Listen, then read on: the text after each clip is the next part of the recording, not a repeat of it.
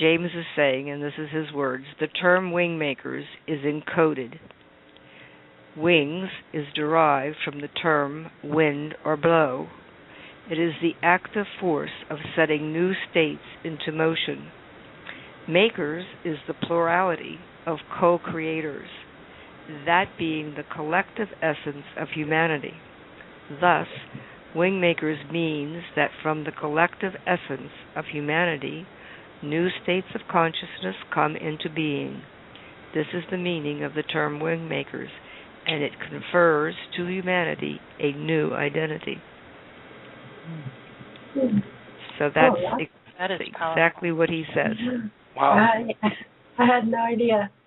That's but as far as it is, are wingmakers actual beings? I'll take a crack at that one because this to me is one of the most interesting parts of the wingmakers content. Is that James has said in various places that wingmakers are human, they are future humans. Right. So they're time-shifted humanity. And this is the way species, you know, if you've ever seen the Ouroboros, the concept of the snake eating its tail, this is a very, very ancient, almost mythological symbol. And wingmakers are that, in a sense. Humanity is that. It has its future self coming back as the benefactors of its, you know, let's say younger brethren, if you will, which is us. And so wingmakers are actually a future state human consciousness that returns back in time and enables the discovery of the grand portal. The grand portal being the scientific, irrefutable discovery of the human soul. So the human soul is not left to the mystics to experience. It's not left to the spiritual savants to experience, the masters, etc. It's made accessible to everybody incarnated in a human instrument. And so, in a sense, the wingmakers are the ones that enable that to occur, and that's really their mission. And they have sort of a headwaters organization called Lyricus that they channel that sort of outreach, that sort of mission to. So you could think of it as the collective of humanity in time, not just here and now, not a snapshot of this time space as we would think of it, but humanity across all time space. And that which is the most evolved in terms of those who have reached the sovereign integral state of consciousness, they are able to time shift and bring that content back into this domain. And it's done at a time when the communications networks become global. And so they're in a sense taking advantage of the global communication network, that being the internet, of course, and using that as a distribution center for their content. And their content is initially in the form of this, you know, the Wingmaker sites and event temples and so on, but it's also in a lot of other places. And James has never said this is bottled up just in the Wingmakers, you know, site. This is a lot of places. It's just that it's become more explicit in the Wingmakers and Lyricus materials because that's its mission. This is the place where it's going to be made explicit. In other places, it's just as powerful. It may be even more potent, but it isn't as explicit about what's behind it. And that could be in science quarters. It could be in philosophy quarters. It could be in novels and writing quarters. It could be in art. It could be in performance art. It really could be in a lot of different places. So that's my take on Wingmakers. They're really us. Well, let me ask you this, Mark. What is the mythological structure of the Wingmakers? The cosmological interactions, the Earth interactions, the extensions, the protectors, the catalysts, define those. Could you please? Yeah, no problem. Well, let's see. The mythological structure, I think it was really well contained in the Ancient Arrow Project book. I think that's a great spot for anyone who's looking to acquaint themselves with the Wingmakers material maybe to take a look at the Ancient Arrow Project book, because it does give you a sense of, how the Wingmakers became discovered. What is the context of their discovery on Earth, how they were interacting with humanity initially. They came in through a super secret, very, very black ops type of organization called the ACIO. And within the ACIO, even a more secret organization called the Labyrinth Group, which was a subset of the ACIO.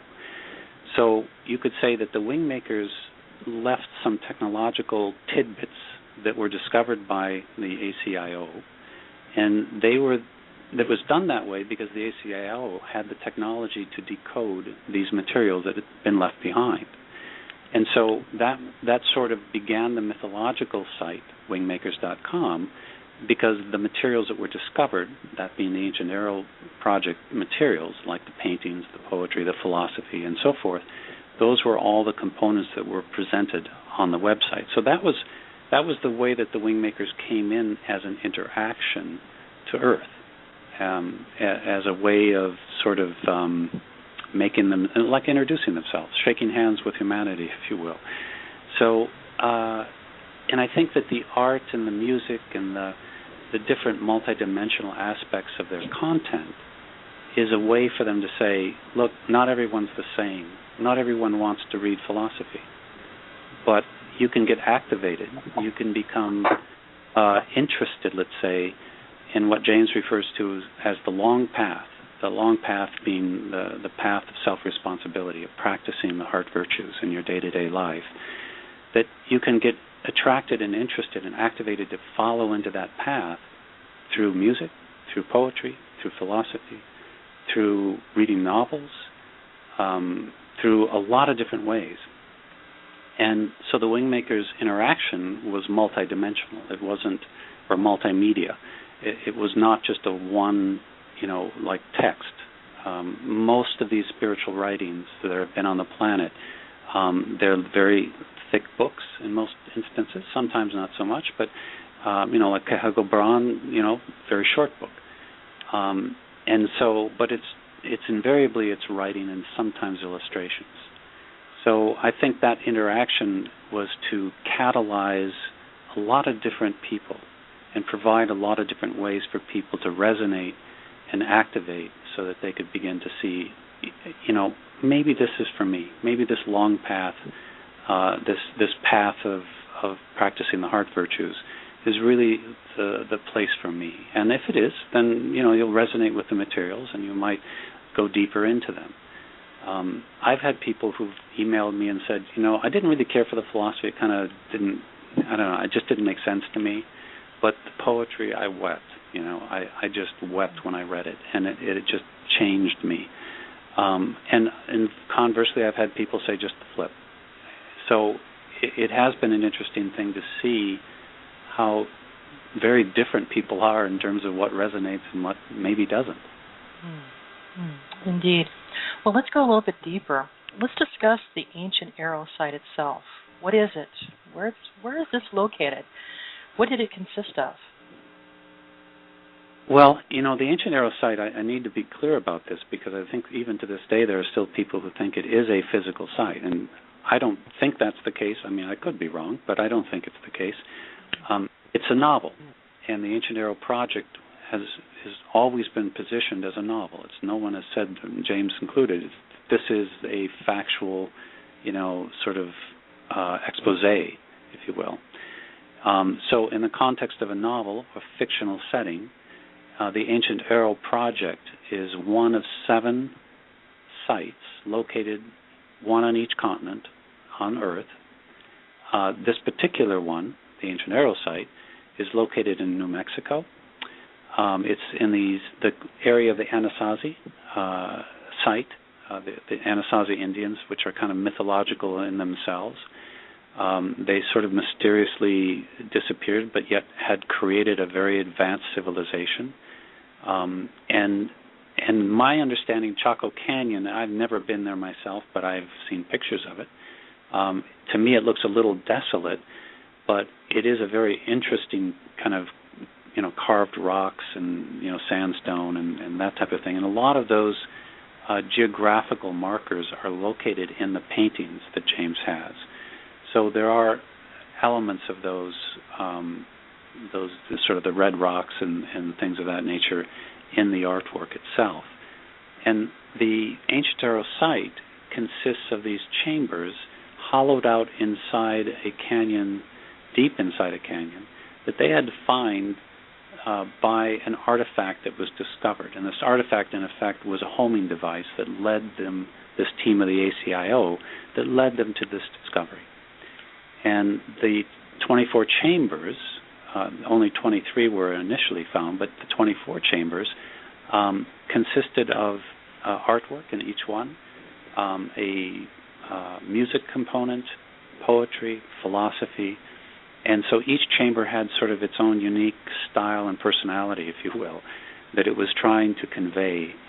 And you can imagine these investigators, I'll call them, from the ACIO, coming to this site and sort of exploring this otherworldly, site, going into each of these chambers one at a time and investigating these chamber paintings and seeing them full scale, and seeing the way that this thing was carved out inside this stone structure, and finding the some kind of a CD or DVD, I'm not sure, it was an optical disc as they referred to, that had a lot of content on it, reams and reams of philosophy and poetry and music and that kind of a thing. A little bit like what our Voyager had, that was sent out to kind of, shake hands with an ET civilization eventually. Something along that line, perhaps you could say. So the site itself, I just want to stress, I don't think it exists. And so for those who want to write me an email, I get this all the time. Can you tell me where it is? I'm going to be vacationing out in New Mexico next week, and I'd like to check it out. It's like, sorry, I just don't think you're going to have any luck with that. Well, can you tell our listeners about the 7 sites that are mentioned in the story? What continents? Were the continents ever disclosed? Were they ever talked about? Mm-hmm. And what were their functions? Yeah, they were disclosed. In fact, they were, I won't say pinpointed, but at least, from a satellite view, they were given pretty accurate details as to where they were located on the map. Mm-hmm. And there is a map on the site. If you use the search engine, you could probably find it just by putting the keyword in for site map, or the 7 sites where they're located. I think it's in the introductory part of the site, as I recall. So I can't tell you off the top of my head where they are, okay. Sandra. You ready? I wish I had that kind of at... you ready? Yeah, go ahead, Darlene. John made the map, remember? Okay, you have in Antarctica, Lake Vostok, and then you have China near Canton. In Africa, you have Lake Chad. In the United States, New Mexico.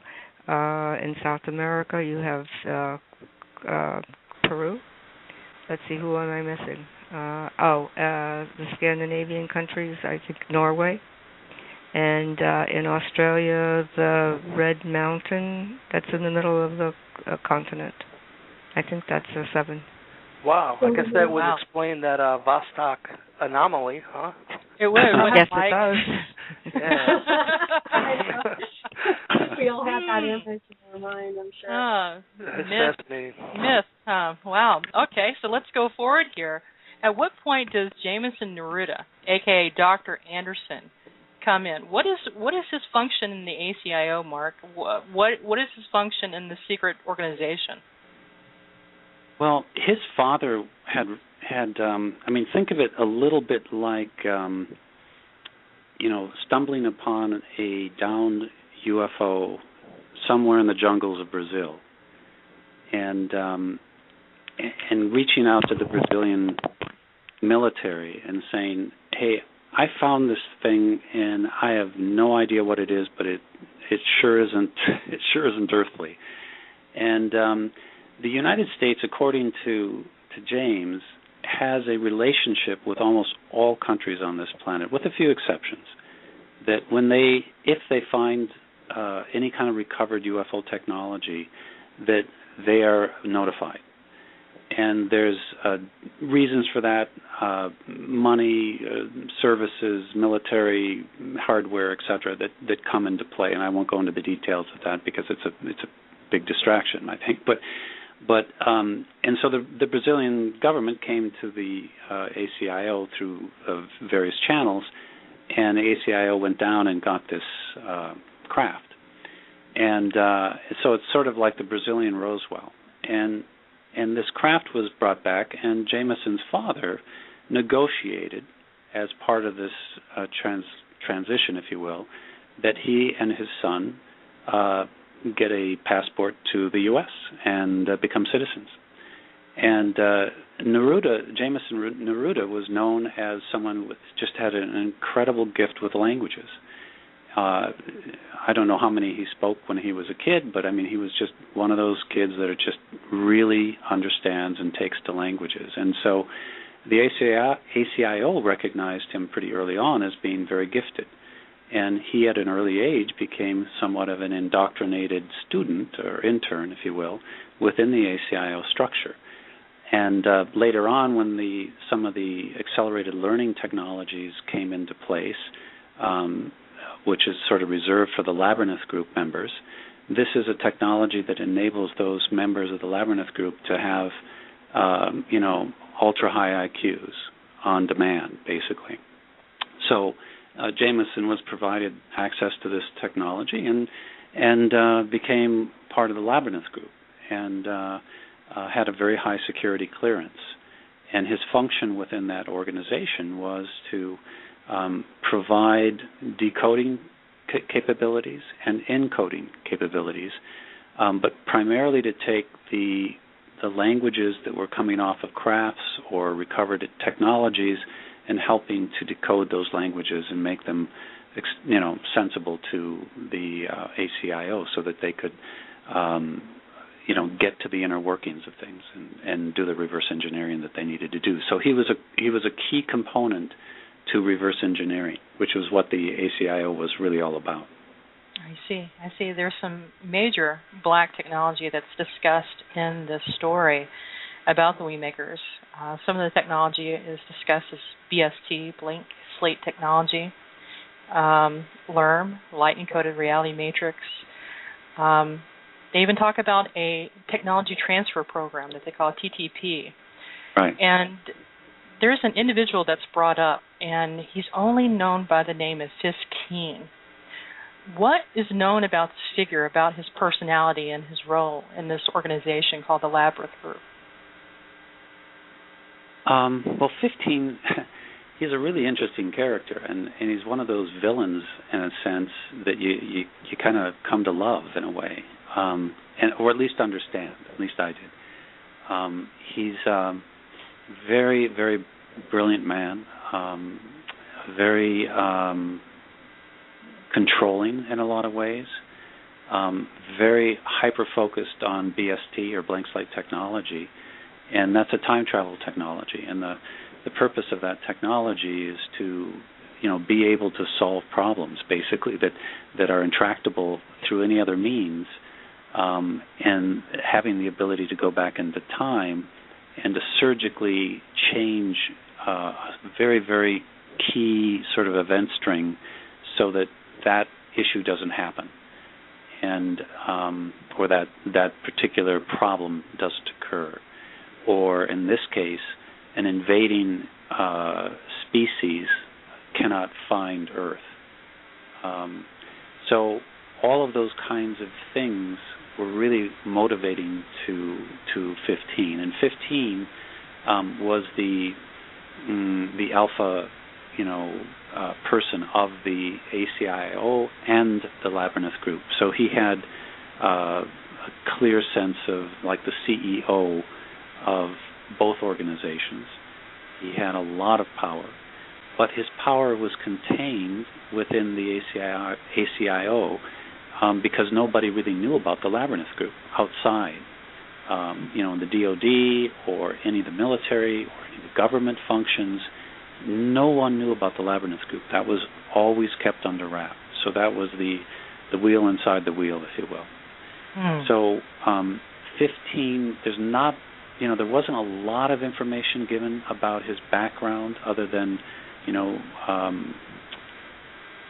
super bright, found at an early age to be, off the charts IQ, was incredibly gifted in the area of this sort of time travel, which is one of the most complex, if not the most complex technologies on the planet, by a pretty good margin, by at least James' perspective. It is a incredibly complex technology, and it's one that is really highly guarded. And 15 was the one who was, in effect, working to develop this technology for the purposes that I just mentioned. So that's a little bit about 15 and kind of his background. It's interesting that, it seemed like 15, within the ACIO itself, he felt like he needed to use what they call MRP, memory restructure programming. And in the story itself, there was some really nasty things that they would do to their members as far as putting personal tracking devices on them and whatnot. It's an interesting part in the story itself. What I'd love to do at this point is bring in Mike Hill, because I know, Mike, you had a question here about the cordium, right? Oh, a ton of questions. First of all, I got to tell you, I'm really excited to talk with both of you. I've been a fan of the Wingmakers for a very long time. Matter of fact, I want to say how this all started, just to give you some background for the questions. You were speaking about the Neruda interviews, and back in the late 90s, I started to really be entranced by the whole Wingmakers site. And I think it's brilliant how it's so multidimensional. There's, I don't want to give too much away, but there's a lot of hidden things. Like if you click on a small picture, it might take you to another hidden level of information. I think it's brilliant. But I started to really look into the Neruda interviews, and any time a name was given in the interviews, I would go and search, and sure enough, it was real. And it got to the point where Neruda spoke of reverse engineering technology and something that could be tracked down in the real world. And he mentioned a company called Omnigon who put out reverse engineered technology that was software for MiG fighter jets. And I went and I found the actual company was real. I'm like, oh my God. And I went back, I was a member of the forum back then, and I was just telling people, you know what, this is a little bit more real than I think people are taking this, because if you really sit down and do some research, the information that is given in those interviews is very accurate and true. So where this goes to is what I would like to talk to you about is the reality of these groups, because my own life is now, I've come in contact with members from the Labyrinth group for real, which happened because I was on the History Channel regarding some of my UFO sightings here over Lake Erie. And it was really strange because on that show, Bill Burns, who is a legendary UFO reporter and ufologist, he had said on there, I think that you're being contacted by a secret group of insiders who will give you guidance and help you process, what is happening. Well, right after this, I don't know how Bill Burns knew, but I was contacted by people from the Labyrinth group for real, and it was because the History Channel revealed some blood anomalies in my blood, and we can just leave it at that.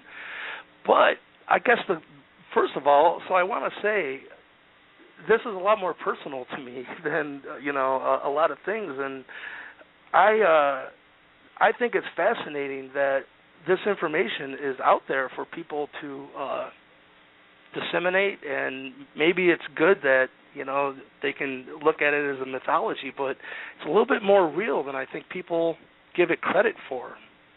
And I think the reason of James' wisdom, too, coming through, none of this is on purpose, I think, so I guess that's the first question. Could you speak on the actual reality of the Labyrinth group?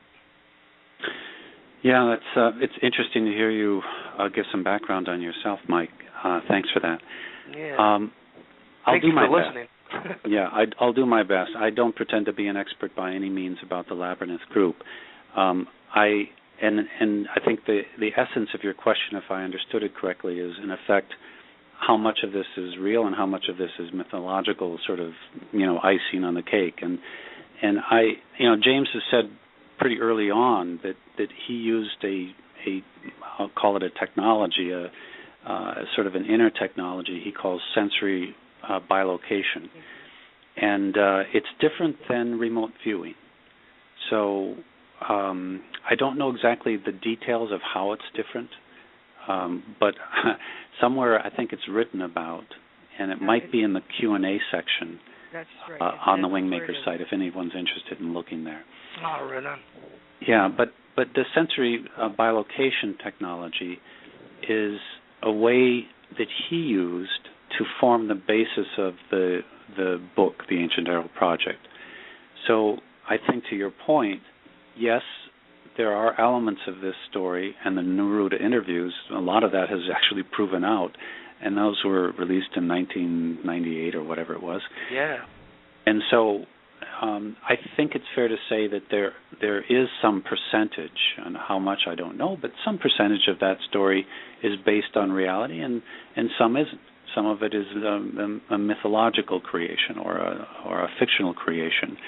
So it's probably a joining of those two to create this sort of interesting and semi-real, I'll say, set of technologies and people. And I think James was interested in, he's long said that the people who are kind of waking up on the planet, many of them are what he calls explorers. And he uses the term explorers as simply, these are people who are very, very interested to find out what's going on in this planet, what's really going on, what's behind the scenes, and they know in their heart of hearts that things are not what they appear to be, that there's this incredible suppression going on of the human race, and who's doing that suppression and why are they doing it are questions that the explorers are just categorically, they want to find out. And so, the people who are coming in through that doorway, if you will, might not necessarily have a spiritual agenda. That is to say, they may not be looking at, how do I practice the 6 heart virtues in my day-to-day life. But the fact is that once they come into the materials and they start to see the spiritual aspects of the materials, they might decide, well, I came in looking for one thing, and I ended up buying this. It's like when we go shopping, how that works. And so I think that is partly at play here, is to bring a story about what's going on behind the scenes to people, and to bring enough factual or real reality to it, so that those people who are really interested in this space, the sort of conspiratorial space, the ET space, and so forth, that they find things in there that can satisfy them, that they don't just look at it as, this is pure science fiction, doesn't have any groundedness in the real world. So I can suspend my analysis, if you will, but it's not real. And so I think that's what's behind this, and I think James has done a good job of kind of creating that energy of, how much is real, how much is not. And I don't know where to draw the line personally, but I think it's brilliant. I do think there's a lot of these technologies that are at play, and I think are these organizations. I think they exist.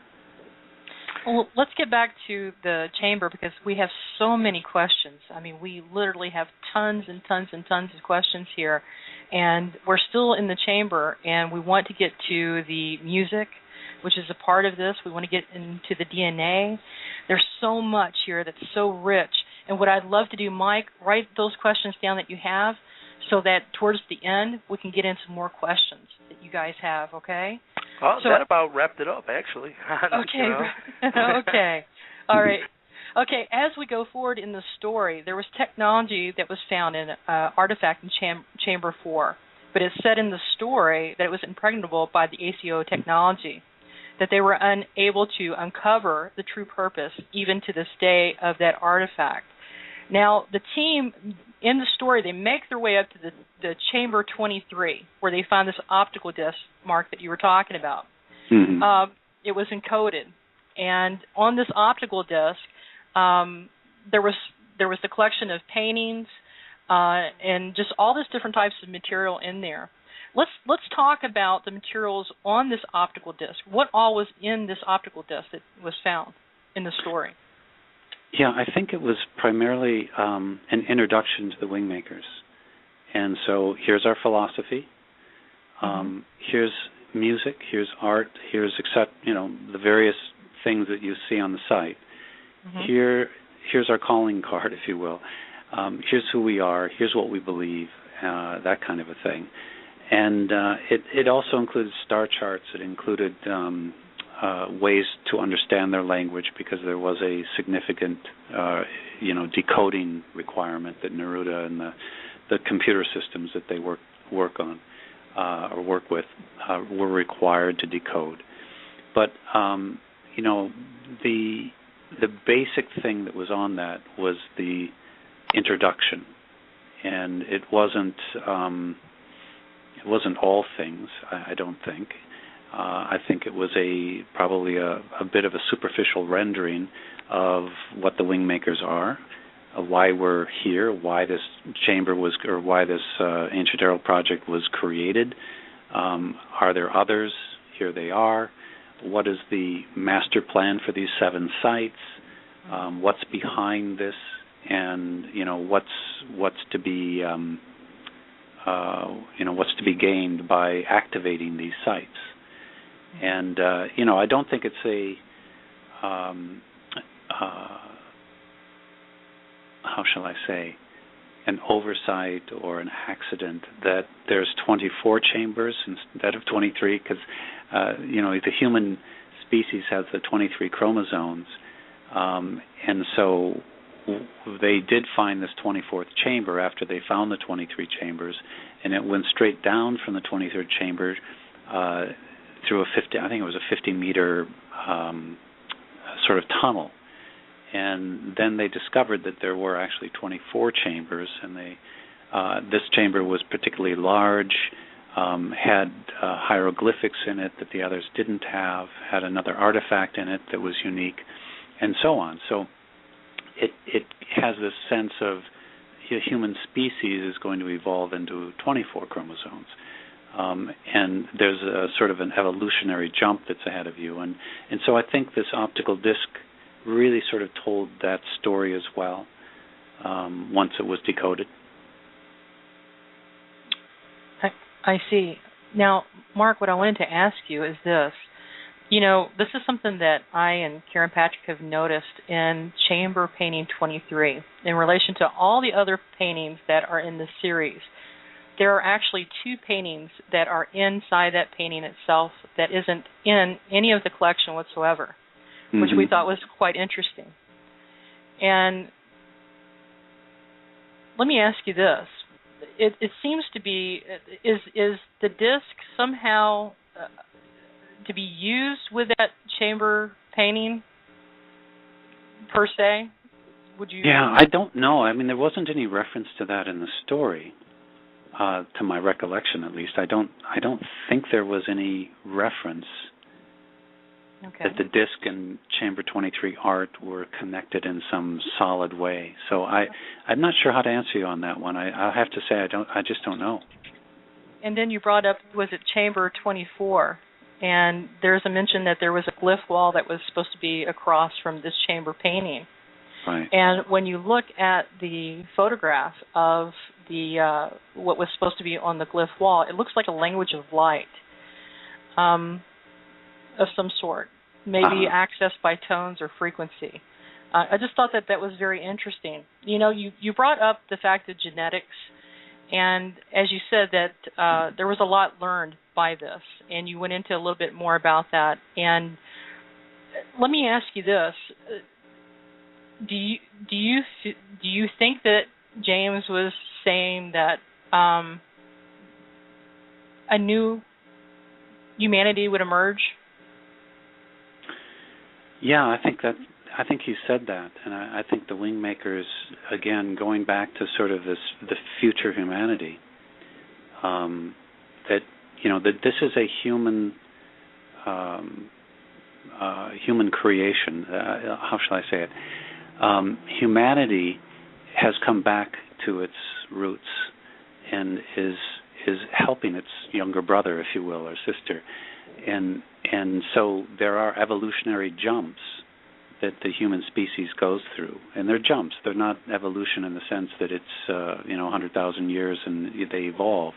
These are evolutionary jumps that occur in the span of hundreds of years, and so it's 3, maybe 4 generations, and there's a huge leap. And so and this is proven by biologists and geneticists both, that the human species can evolve at a much, much faster rate than had previously been thought. Most people thought evolution was like geological time. It took thousands and hundreds of thousands of years, and yet the evidence shows that that's not the case. Humanity can evolve extremely quickly. And especially when you take into consideration space-time energetics that are occurring. One of the things James has mentioned to me is that, when we go to bed each night, we think we're going to sleep in the same bed. And the truth of the matter is that every time we go to bed, we're 12 million miles from where we were the previous night. And that 12 million miles is just the solar system's journey. It doesn't even take into account what the local galactic elements are moving, which is an order of magnitude more. So, in a sense, we're jumping around the cosmos 12 million miles plus every night, and that puts us in different space-time. And in that different space-time, there are different energetics that are coming in from cosmological locations. And so we're interacting with these different space-times, and these different space-times can generate and activate evolutionary leaps, if you will. And it can be done at a species level. It's the one thing that's really unique about Earth, is that it has this magnetosphere that encompasses the entire planet. And when these cosmic energetics connect into this magnetosphere, it's like an insect hitting the spider web. The whole spider web resonates. So the spider knows something happens, right? Well, in this case, these energetics can hit the magnetosphere, and that can generate this sort of connection to everyone on the planet. Everyone is washed in these energetics, if you will. Everyone is touched. They go through everyone's body. The human instrument is saturated and swimming in this every moment of our life. And so does genetics play a role in this? Absolutely. I'm a huge believer that it does. And so I think there's a lot about genetics that play into this. And I'll just digress a little bit, but in the Lyricus Teaching Organization, one of the 7 sort of focus areas is genetics. So we know that Lyricus is focused very much on genetics. It's a very core discipline. And so I think that's all related. I don't pretend to know how, but I do believe it's all related. Well, let me ask you this. I have to ask you, as far as the order of the paintings in the story, as they are presented right now, are they in the same correct original order as they were in the discovery in the story? Yes. They are? Okay. Yes. And my final question before our break here, because we're getting ready to go on a 7-minute break, would you say that the music, the art, the poems, and the symbolic language and the philosophy are an expression of, maybe an individuated, 3-dimensional expression of one mind? Help me with the definition of one mind.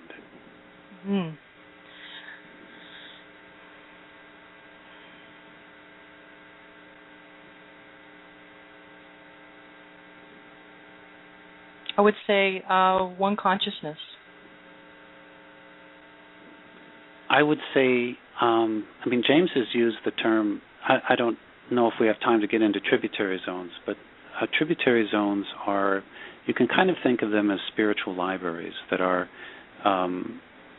sort of placed or positioned within a galaxy. So galaxies, all galaxies that have sapient life forms have these sort of tributary zones. And it's a spiritual library, and in those libraries exist incredible stores of content, I'll say. Just, content on science, it might be on spiritual philosophy, it might be on arts, and so on and so forth, of that particular humanoid species within the galaxy. So galaxies have their own libraries. And my understanding is that James has said that he's been able to experience that and bring back, or translate, if you will, what his experience of those libraries has been.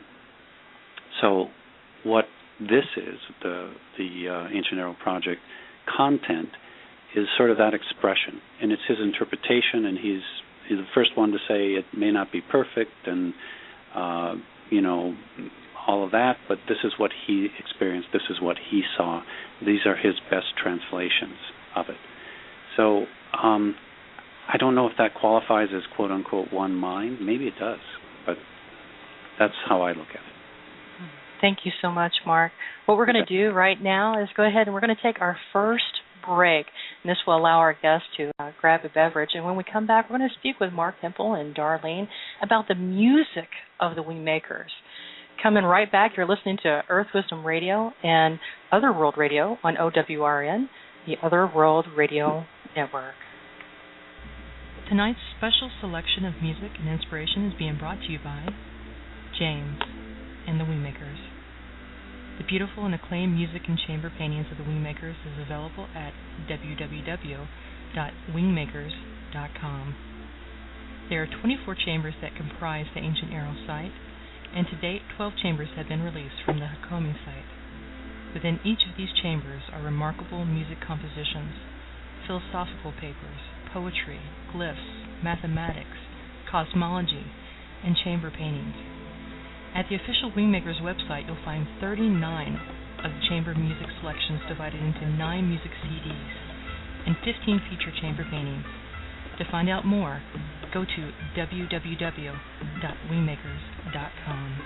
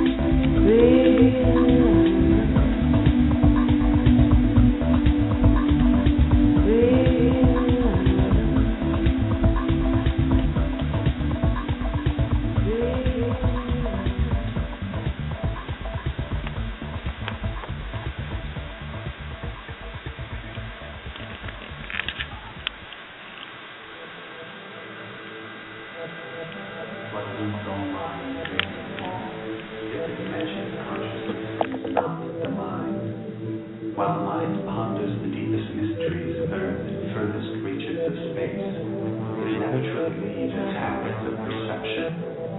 It remains obedient to itself. To disobey the mind is to sojourn in the frontier, assembling a new reality that awakens you to what you are outside of the mind. It is this vast identity that is required of you to find, nurture, and become. Only then will you find the map maker who prepares a new world for the old.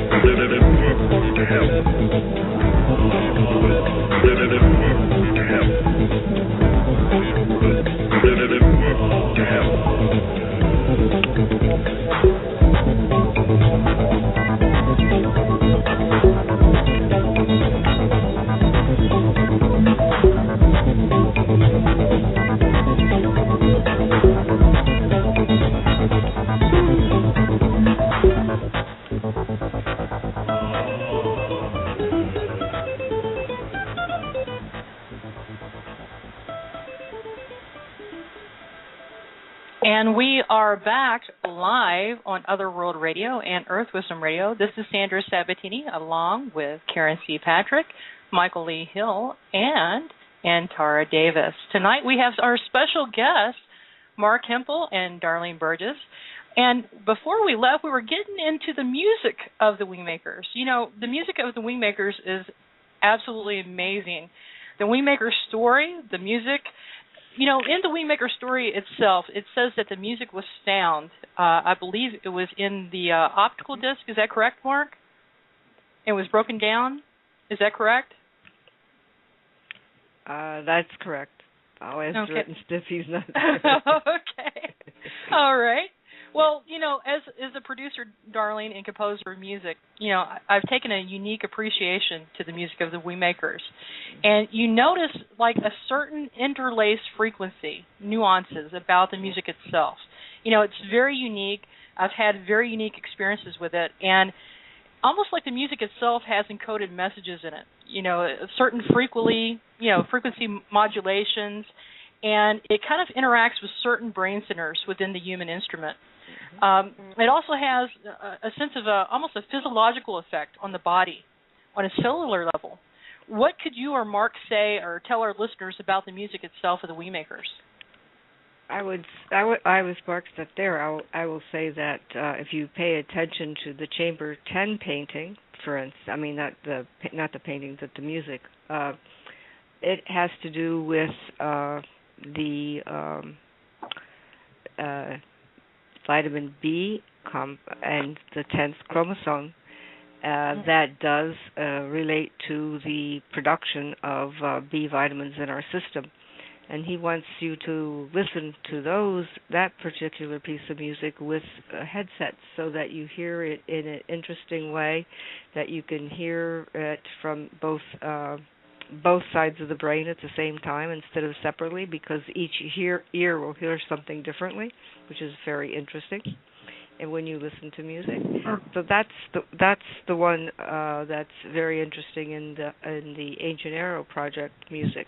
The other ones I think he talks about on the Hakomi Project. He talks about the ability of an entity being actually encoded within the piece of music that at a certain point in time is brought out, and it relates to you hearing it and seeing it and having that entity present as you're listening to it. Sandra, I am here, by the way. I have this terrible habit of putting my mute button on and then, of course, forgetting that I had it on. So I did answer your earlier question. Well, I would love to hear it, Mark. You didn't hear it. Go ahead, answer. We got it through telepathy. I love what Darlene just said. Go ahead, Mark. Well, thanks, Darlene, for picking up for me there. I appreciate that, and I think you handled that really well. The only thing I would add is that James talks about the I brain a lot. The culture that we live in is very I brain focused, and the ear brain, the hearing side, is something that is utilized by controllers, and I'll just use that generic term, meaning the people who control the culture, and it means bigger pieces than that, but I'm just going to focus on the cultural component for the time being. So the controllers of culture like to use the ear brain to create a certain moral, a certain spiritual, a certain heart suppression. And I think part of what James does with music is he's trying to not counteract that, because that's a huge task. I mean, I don't know if that's possible even, but he's trying to give people a way to connect with their spiritual centers. Sometimes he refers to that as the quantum presence. Sometimes he'll refer to that as the entity consciousness or soul, higher self, et cetera, et cetera. So however you like to think of that inmost sort of presence that is you at your core, that in a sense needs nurturing. And it needs the nurturing through, in a sense, this ear brain, not the eye brain. And so the music is set up in such a way that it helps kind of connect the soul part with the human instrument and ground it a little bit more. It's like this. If the shallow heart and the lower mind, if you will, if those are the two conductors of your emotional state, okay, then you get a shallow content for your soul. And the soul looks at that content and says, not particularly interested in that, and sort of recedes. And a lot of people, the soul consciousness in them is diminished or suppressed, or not in the sense that it's never listened to or it's never sought, but that it is kind of forgotten.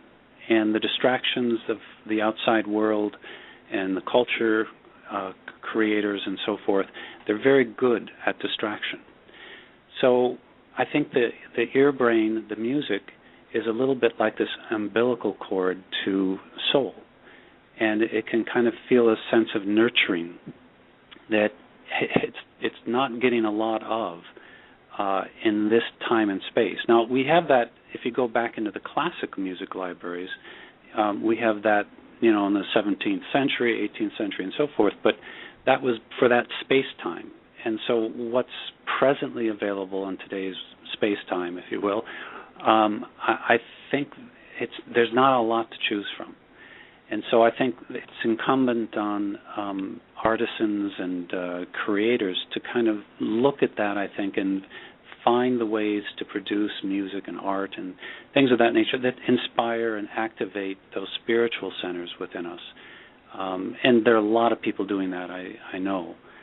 James is just one of them. Thank you, Mark. Mike, I'd like to get you in here to ask a couple of your questions on music. Yeah, well, thank you.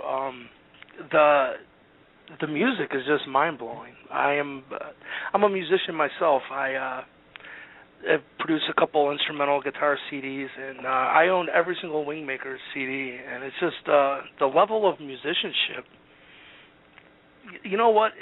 Some people, when they're over and I play it, it kind of freaks them out a little bit because there's an essence to it that it's coming from somewhere higher. And I think it kind of freaks some people out when they're not ready for it because the level of musicianship is just off the charts. Is that all James, or does he bring in other people? Because even some of the acoustic guitar work in it is just mind-blowing. Well, I can say this, Mike. The instrumental sections of the music, that's James. To my knowledge, there are some percussionists that are brought in.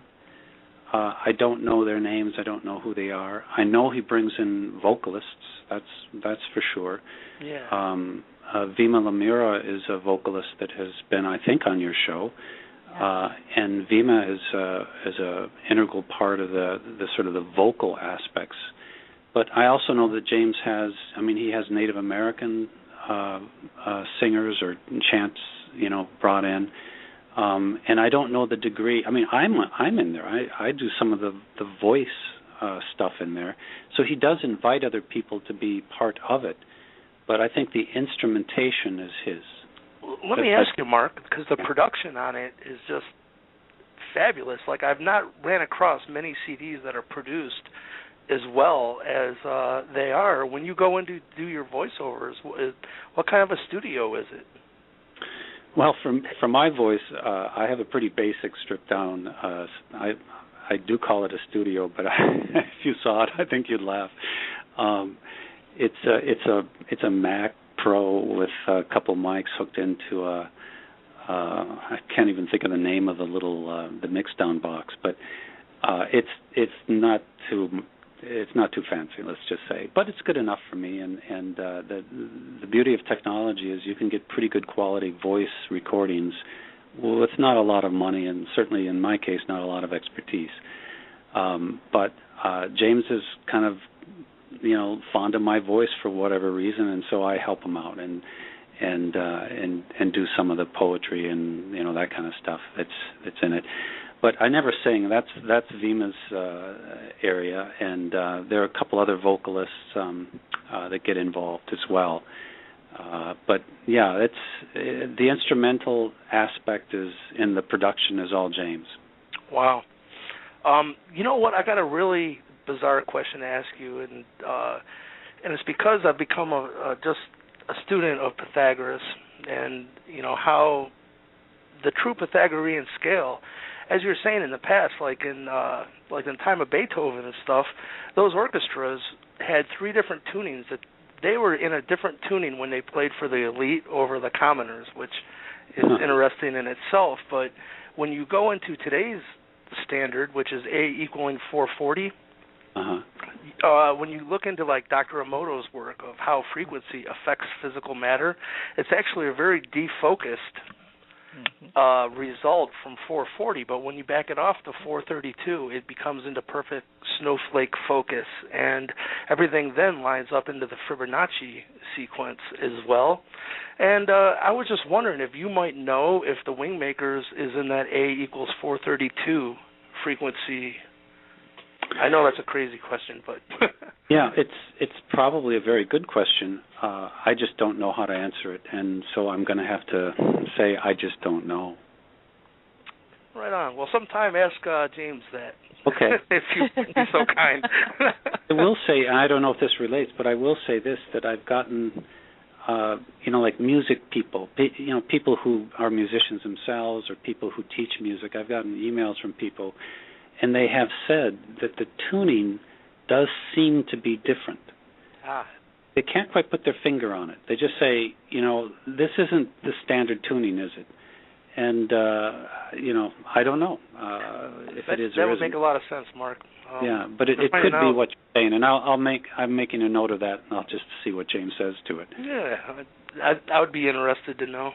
Yeah. Okay. All right. So what we're going to do is go ahead and get Karen Patrick in here.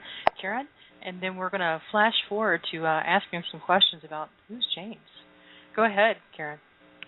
Yes, I've just been riveted on the edge of my seat listening. I'm really glad we actually wrote questions, because I would have had a million on my list by now to ask. You can go in a lot of different directions, and so I kind of I kind of get what this is this multi-dimensional, multimedia sort of way of this, because I actually was a home educator. I was a homeschooler, and I read a book about the different intelligences, and humans have a range of intelligences. The Gardner list had 7 different frameworks, and so I think that's what I really like about the material, is that it kind of hooks you in the main way that you kind of feel your way around the world, or, and understand your reality. And my things I kind of hooked me in was the philosophy and the poetry. I kind of zinged in on that and have been exploring that doorway or that method to kind of get what this is about. And I have to say I'm one of the newer, persons of all of you to connect with this material, and found it just very, very compelling. So in the philosophy writings, I kind of zoomed in on, and you talked a little bit about this, about the controlling, energies, was a really interesting treatise on the hierarchy and the role of the hierarchy in helping humanity be catalyzed toward its evolution. So if you could talk a little bit about that would be really helpful. Sure. It's an interesting topic, because a lot of times when people think of the powers that be, as it's sometimes referred to, or the secret government, or the shadow government, or controllers, however you want to describe this force that is human, but potentially influenced by off-planetary intelligences, or at least there appears to be some influence from that. Then what is their agenda, and what can we, the average human being, do about it, in a sense? And so the whole topic of controllers controlling Earth, or thinking that they control Earth, is something that bears concern to a lot of people. I mean, a lot of people on this planet are in great stress. It seems that the heat's being turned up in the kitchen, so to speak, and that stressors on the planet are, the walls are kind of coming in on us, in a sense. And so, what's the perspective here of the wingmakers, looking at this situation? And I think, from my understanding, the controllers think they control, but they don't. What they think they control is a very small part of Earth life, if you will, for humankind, and they're part of a much, much bigger game. The game is so much larger than I think most people even entertain, that the controllers are, I'll just be somewhat arbitrary here and say they think they have control of 0.0000001%. but they think it's 100%. And so from a wingmaker's perspective, the hierarchy is looked at as being part of the catalytic forces for those of us who have incarnated on the planet Earth to find our center, to find our spiritual center, if you will. So the focus is to look at the hierarchy as being a bit antiquated. It's old, it's brittle, it's calcified, it's dense. It's sort of habituated into trying to control. However, all of those things being said, it's also this very powerful catalyst, and it's part of the design. And the bigger game that they're a part of designed them to be there. And the souls that are incarnating into the human instrument at this time, we didn't come here because we knew it was going to be, sipping martinis and having a nice swim by the pool 24/7. We didn't come here for ease. We came here to really figure out how to embody soul on Earth in a human instrument. How do you embody that? How do you have the behavioral intelligence of the soul while living in a human body? And so in order to get that, you have to have this sort of hierarchy or controllers, or this sort of the yin-yang, if you will, of soul. And that's present here. And it's not something to fear necessarily. It's not something to run away from. But it's they have a function and purpose, and it's really to be part of that catalyzation and to help us all exercise the muscle of love, in a sense. Well, that was really helpful. What I really like about that is that then they sort of like give a grounding point to engage this idea of hierarchy. I know that people will hit some of that material and really have a real freaky experience when they kind of discover the planetary, sort of construct. And I happen to be second-generation conspiracy theory person, so I had a lot of time to think about this. My father was quite involved, and so I learned a lot of concepts that people are just now like engaging. I've kind of had my whole life to kind of think about. And even on my own personal journey, it was important to reground myself into who I was, because that feels so overwhelming. It feels so big. It feels like I'm just a small cog in the wheel. What can I do? And as they discuss the hierarchy, they start bringing out the idea of the sovereign integral and getting you right back into your center of who you are. And I really love that. And for sort of newer people, if you could kind of go a little deeper into the concept of sovereign integral, I think that would be helpful to some people listening tonight. Well, in a sense, the mind and heart need to kind of operate in unison.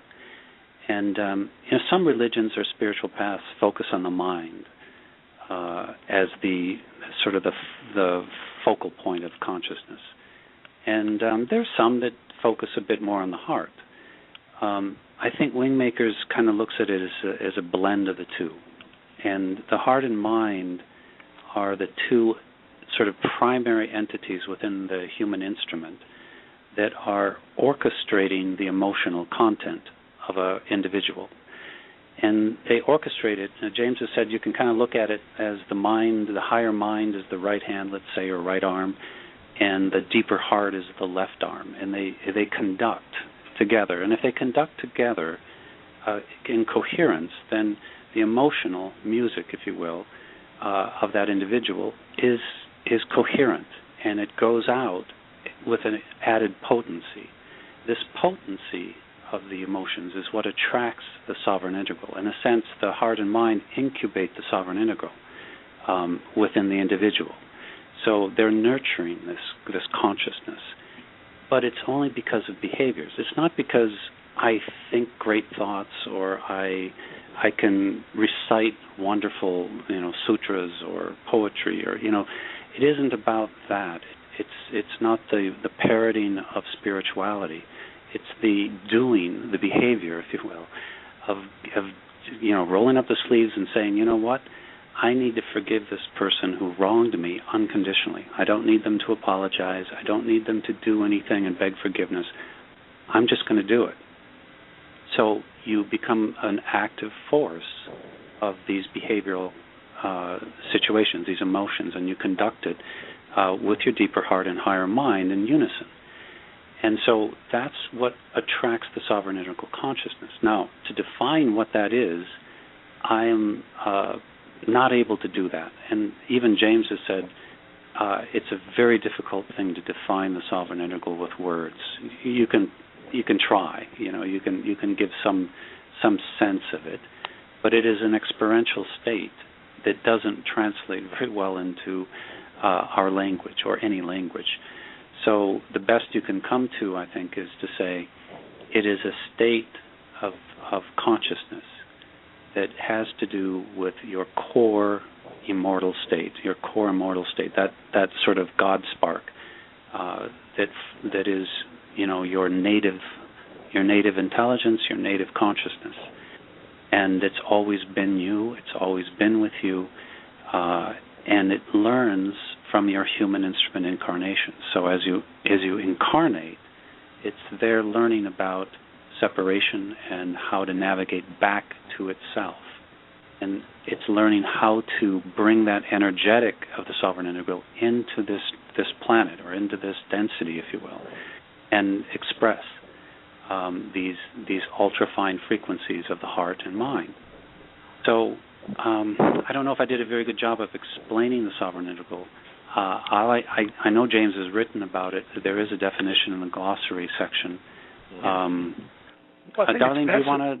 I think it's fascinating what you just said, Mark, because it's like kind of the definition is right in the word itself, sovereign, integral, It's like the individual plus you're part of the whole simultaneously. Yeah. That's a good point, Mike, because I do know that, a lot of the words, a lot of the things that are in the Wingmakers materials are encoded. And they're new definitions. I mean, they require new definitions in a sense. And it's one of the reasons why you'll see that the definitions change and sort of warp and evolve in the material. So, I think it's brilliant. Quantum presence, for instance, was never talked about until the Event Temple site was launched and the e-papers were made available there. But sovereign integral is one of those terms that definitely, as you say, it says it all kind of in itself. And, I like it. Okay, Mark is Antara, and I want to, before our show is over, we're running down the clock here, 15 minutes. I want to touch on James himself. And I know James is very anonymous in this role, in all of the materials. And for me, just personally, it was really good. Part of the teaching for myself was not to be attached to a personality, and so this is the perfect scenario for that, not being attached to actually knowing all the details about James and who he is. So I'm just wondering if you could maybe even, and both of you can share a little bit about what it's like to work with James, who is anonymous, but yet you're working with him on very important, getting very important information out into the world. So how does that work for you? Well, speaking for myself, and hi, Antara, James is, he's just a really, basic person. And I say that not in a uncomplimentary way, but just in a sense that he's a very regular person. I've met him several times, and I never had the impression that he had any airs, that he wore blue jeans and a black T-shirt when I saw him once, and seemed like just a real regular person in every way, shape, and form. I didn't get any sense of, the angel choir going off in the background or anything. Right. And so that's one thing that I liked about him, is that there's no airs. It's very clean energy. It's very, kind of what you see is what you get. And there's no sense of rituals, ceremonies. There's no weightiness given to any words necessarily, or expressions or whatnot. So there's this sense of just a real genuine person. And this whole, he wrote a e-paper called The Art of the Genuine, and he talks a lot about authenticity in terms of your application of the heart virtues. And so I think he's one of those people who practices what he preaches, in a sense, although it's not preached. But you can't help but pick that up, that there is this sense of authenticity to the man, that he walks his talk, if you will. And I like that about him. On a kind of a creative side, it's hard to keep up with him because he has a lot of creativity, and that creativity has needs of my time. So, there's times where, he can be pretty, how shall I say, demanding, not in a dictatorial sort of way, but there's a certain need to, commit to this stuff. So, he's very committed to getting helpful information out into the public domain, and very committed to helping sort of create this kernel of awareness about the grand portal, and this sort of destiny of humanity to have this sort of scientific discovery of the human soul, and the dispersion of that to the entire planet, in the next roughly 60, 70 years. So, that would be what I... Okay. And Darlene, what about you? I work basically with Mark and Tony, and we put the books together in the print, and then we send it off to Mark to send to James for his approval, and that's basically how we work. We work with that. Our time is so limited. I'm going to ask my final little question here. Now, Mark, and you mentioned earlier before we went on here that you recently had a chat with James, and I'm wondering if there's something in particular that he wanted to talk about tonight that perhaps we haven't covered. Oh, boy. Well, it was a long talk. I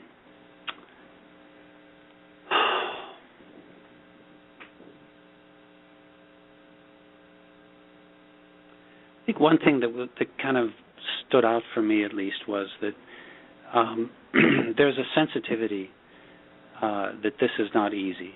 And what I mean by that it isn't easy to embody soul in the density of this planet, that it's a challenge. And he used the analogy of all things of Dancing with the Stars with me, which I thought was kind of cute. I'm not a big fan of the show personally, and so I've only seen like glimpses of it, but I know the concept. And what he was saying is that the professional dancers kind of operate in the right brain, the deeper heart, and they're here to kind of be examples, not way showers, just examples of what behavioral intelligence looks like and how it operates in all the little nooks and crannies of one's life, and that's that unconditionality that's really sort of the important current that sort of powers that up. And then you have the celebrity dancers, and the celebrity dancers are more focused on the the left brain, the reptilian brain, the more shallower heart. And that these two are sort of working together, and the dance floor is Earth, and that the professional dancers are in a sense, you could say, well, why don't they just dance with each other, and they'd be more beautiful and elegant and all of that good stuff. But there is this obligation, responsibility that they need to reach out and they need to work with, because it isn't a judgment that the celebrity dancers are bad dancers or bad people or something like that. That's not the point. The point is that they lack the examples of how behavioral intelligence works and operates. It's not taught in school. It's not shown in the culture and TV or movies or things of that nature. It doesn't show up anywhere, and so there's a certain responsibility that if you look at yourself as an alchemist, someone who's transforming energy, whose ability to, take someone who's angry and transform them into sort of a more kindly, oriented, more compassionate perspective, that's a very powerful thing. If you've ever done that, it's remarkable to be part of that experience. And so I think that was kind of an interesting dialogue that we had, and I'm not doing it any justice by my explanation of it. I'm kind of winging it. But, you kind of get the point, I think. Yes, I did. Thank you, Mark. There's so much that we wanted to cover with you both tonight, Darlene and Mark. We wanted to go into event temples and the wonderful tool that was created there, and we also wanted to go into spirit state. But if you could kind of give us just an overview of what the 6 heart virtues are, Mark, because that's so very important. Can you tell our listeners what the 6 heart virtues are, Darlene or Mark? Sure. Well, the heart virtues are appreciation, compassion, forgiveness, humility, understanding, and valor. So I think that's 6. So those are the heart virtues, and some will ask, well, where's love? And as James puts it, love is that this is love.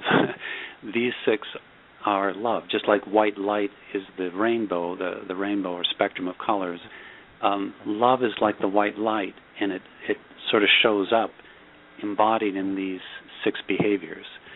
And the person needs to learn how to sort of conduct those because they are situational.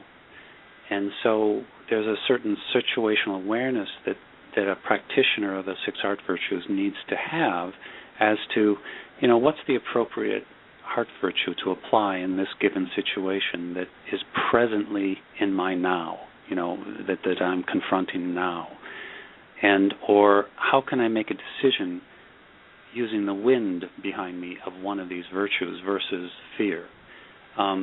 Fear is where most people are sort of centered in that reptilian brain, that left brain, down in the left brain, if you will, and that tends to be where they kind of live, and it just sort of calcifies there, and it becomes difficult to really generate these kind of emotions and behaviors out of the heart mind working together.